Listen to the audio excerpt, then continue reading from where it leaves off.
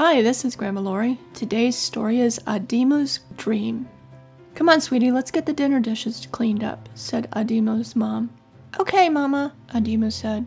Adimu lived with her family in the African country of Kenya.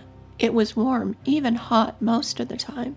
She was a typical girl, though. She loved playing with her friends and helping out at home, but she especially loved the land around her.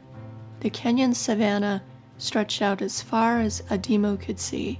The savannah consisted of miles and miles of grass and rolling hills, with the occasional acacia or baobab tree. Once the dishes were done, Adimu said, "I'm going to go sit under my tree and watch the stars." She grabbed her blanket. "Okay, sweetie, just be careful. You know which animals are active at night," said Mom.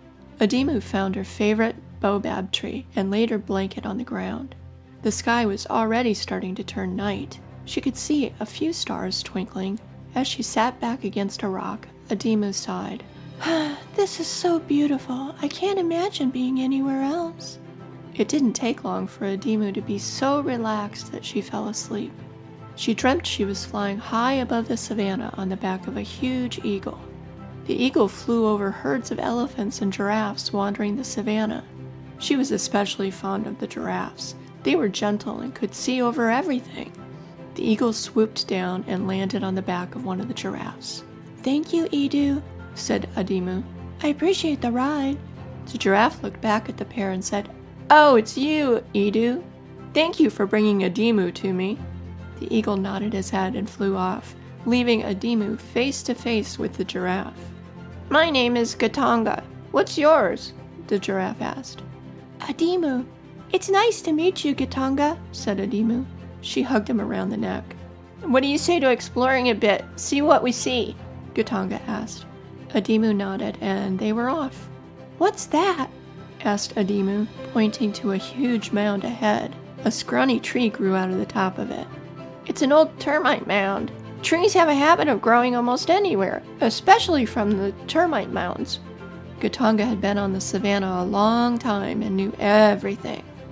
They walked and talked for what seemed like hours. They would occasionally stop to talk to a friendly lion or cheetah. They even stopped for a snack that Katanga picked from one of the trees. "Thank goodness for the rain we had last week," Katanga said. "It won't be back for a while, but what we did get gave us fruit." Adimu nodded her head. She was too busy eating the juicy fruit to say anything. As they walked along, Katanga wove stories from the savannah, its culture, its people. He had seen people come and go throughout his years. "But none have been as sweet as you, Adimu," Katanga said. They stopped at the top of an overlook to see the valley below. An elephant approached the pair. "Adimu, it's time to go home to your bed. You've been out here way too long," said the elephant. "It hasn't been that long," Adimu said. "It has. You've been out here for hours," said the elephant. "Oh, all right," Adimu replied. She slowly opened her eyes to find her mama. "Are you okay?" asked Mama. "I had the weirdest dream," said Adimu. "I dreamt you were a mama elephant." "Gee, thanks," Mama laughed. As they walked back to the house, Adimu told Mama about her dream. It had been a very good night. This is Grandma Laurie. Thank you so much for being a part of my story.